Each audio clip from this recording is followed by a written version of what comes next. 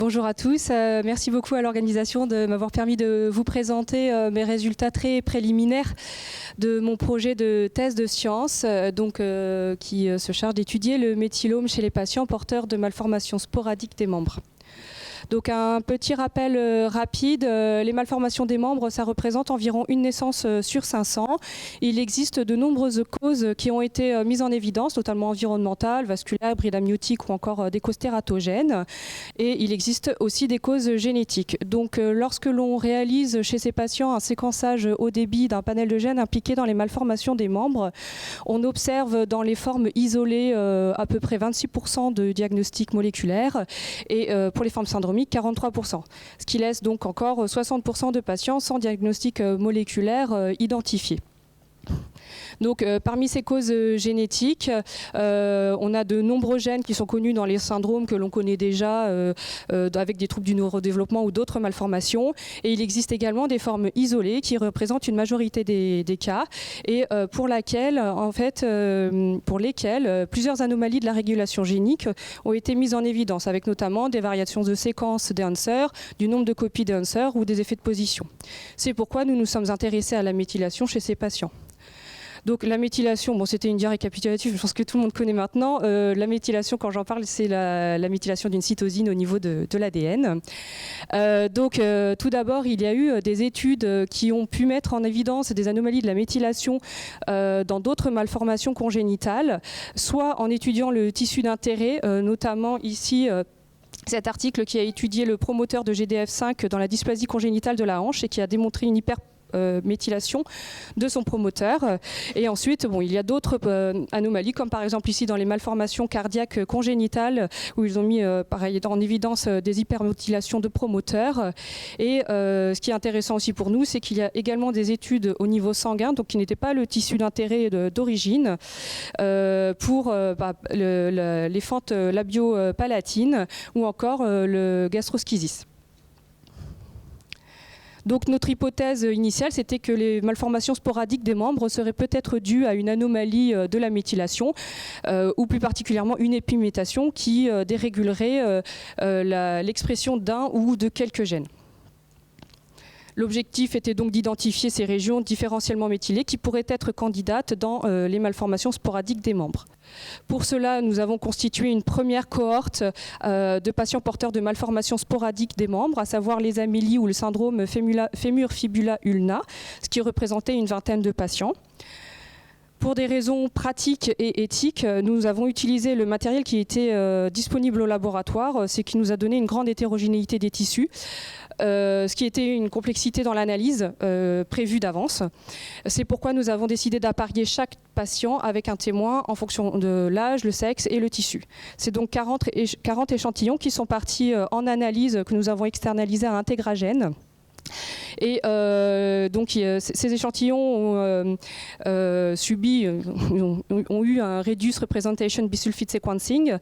Ça consiste en un séquençage avec une première étape avec des enzymes de restriction qui vont cibler les îlots CPG, suivi ensuite d'une étape de sélection de la longueur des fragments, d'un traitement bisulfite et d'un séquençage classique.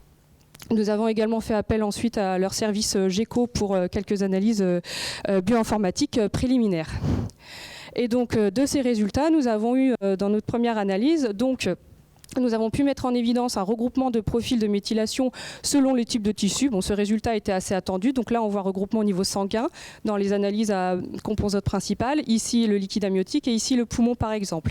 Et même au sein du tissu sanguin, pour lequel nous avions seulement 10 échantillons, on a quand même pu mettre en évidence un regroupement selon l'âge avec les plus jeunes qui étaient différents des plus âgés.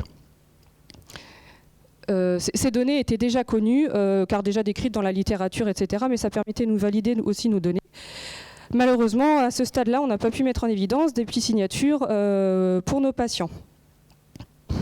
Donc on a continué nos analyses par des analyses tissu par tissu. Donc pour reprendre quelques données, nous avions environ 3 millions de régions cibles CPG séquencées à plus de 10x sur l'ensemble de nos tissus. Et après analyse statistique, il y avait des régions différentiellement méthylées qui étaient en moins grand nombre dans les tissus pour lesquels nous avons le plus de patients. Et malheureusement, quand on avait un seul patient versus un seul témoin, nous avions plus de 25 000 cibles qui ressortaient statistiquement différentielles. Voici les volcanoplots qui représentent ces résultats.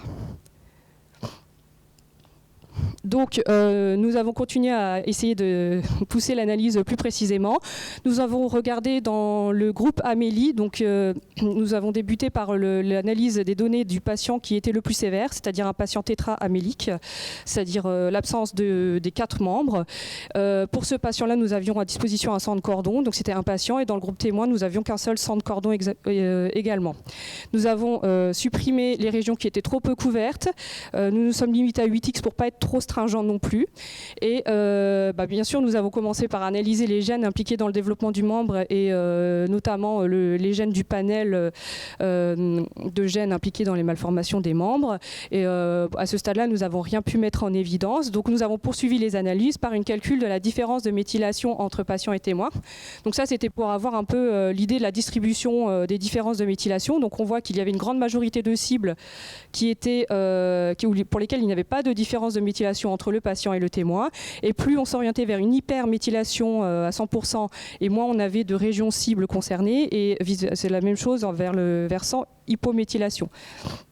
À partir de ce graphique, nous avons décidé d'extraire 5% des cibles les plus différentiellement méthylées de chaque côté du graphique.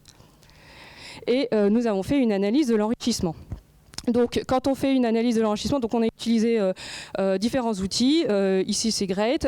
Et là, on peut voir notamment qu'il y a des processus et des voies qui ressortent, qui sont très intéressantes au niveau du développement du membre, avec notamment la différenciation antéro-postérieure, le développement squelettique ou encore la formation des membres inférieurs ou supérieurs. Nous avons poursuivi par l'analyse de l'enrichissement au niveau du phénotype humain.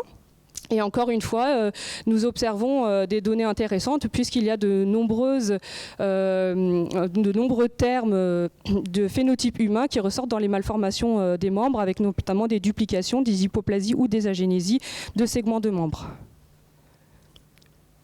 Donc, pour confirmer nos résultats, nous avons utilisé un autre logiciel qui est Shiny Gene Ontology et qui nous ressort à peu près les mêmes résultats avec un bel enrichissement au niveau de tout le système de morphogenèse squelettique et ainsi qu'un petit peu de régulation de la transcription. Donc, nous nous sommes intéressés encore plus précisément aux gènes qui sont dans ces voies qui ont été enrichies.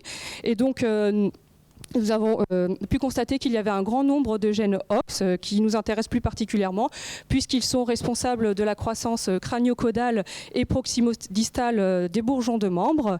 Mais il y avait aussi quelques gènes de la voie Wnt qui sont aussi impliqués dans le développement du membre, notamment avec une expression dorsale du bourgeon. Et enfin, il y avait le gène nodal qui est un gène important dans le développement très très précoce embryonnaire. Donc, en conclusion, on a mis en évidence des régions qui seraient effectivement candidates et différentiellement méthylées chez notre patient. Ce profil épigénétique nous semble plutôt pertinent au niveau du sang de cordon. Bon, le seul souci, et je crois que je ne suis pas la seule à m'être posé la question aujourd'hui, c'est est-ce que c'est la cause de la malformation ou est-ce que c'est une conséquence de la malformation ? Pardon. Et donc, on va poursuivre les analyses pour rechercher une épimutation qui serait candidate et commune entre tous les patients porteurs d'Amélie. Donc pour cela, nous allons poursuivre d'étudier tissu par tissu, patient par patient versus le groupe de témoins qui lui est rattaché. Et on va faire la même analyse, c'est-à-dire d'abord centrer sur les gènes de développement du membre puis élargir et centrer aussi sur les îlots CPG, les sites d'initiation de la transcription et les différentiels patients témoins de plus de 30% pour avoir une significativité. Et une fois que nous aurons ces listes de régions, on fera l'analyse de l'enrichissement et on recherchera des régions communes entre les différents patients. Voilà, je remercie l'ensemble de l'équipe RADEM ainsi que le professeur Florence Petit qui m'encadre dans cette thèse, le groupement GIRSI Nord-Ouest pour le financement, les cliniciens et l'ensemble des patients. Merci.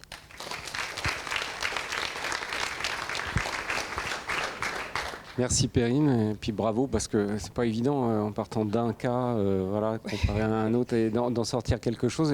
Est-ce que ça pourrait avoir un intérêt pour avoir une partie de réponse plutôt que d'aller tester d'autres patients, de comparer aussi des sangs de cordon de deux témoins et de voir s'il n'y a pas du différentiel aussi au niveau de ces gènes qui pourraient être des artefacts. De prendre d'autres témoins voilà. sang de cordon. Justement, je crois que j'ai vu aujourd'hui quelqu'un qui avait fait du méthylome dans le sang de cordon. Je veux bien croiser les données. Ça que nous, on n'a pas d'autres patients. Peut-être aider à filtrer des candidats. Et puis après, parce que les patients tétraméliques, il faudrait des tétraméliques aussi. Peut-être que si on réduit... Je ne sais pas là. Bon, oui, on a le problème aussi les tétraamélies, puis les amélies des membres supérieurs, des membres inférieurs qui n'ont peut-être pas les mêmes causalités non plus. Donc, voilà, on y va palier par palier. Pour l'instant, on fait patient par patient et après on essaiera de regrouper comme on peut tous ces patients. Les informations sur d'autres témoins, ça pourrait peut-être... Oui, tout à fait. Bon, il y a peut-être... Oui, c'est très intéressant. Est-ce que vous avez des données cliniques, vous avez les facteurs environnementaux aussi qui vont avec? Non, le recueil de données au départ n'impliquait pas les facteurs environnementaux. On est vraiment parti. En fait, l'étude a été menée pour être un peu en versant rétrospectif. Donc, c'était sans avoir besoin forcément de pousser plus, de refaire un questionnaire, etc. Mais c'est quelque chose qu'on peut envisager, surtout si on met en évidence des différences significatives dans la méthylation. Moi, j'avais une question parce qu'ils sont souvent mis à part. Est-ce que vous aviez des données sur les protéines ribosomiques et sur les ARN ribosomiques Vous avez regardé ou pas, en fait, dans les gènes qui pouvaient... parce que les ribosomopathies, il y a aussi des problèmes développementaux assez importants. Oui. Donc, je me dis peut-être que ça pourrait expliquer en partie, parce que la synthèse protéique peut aussi...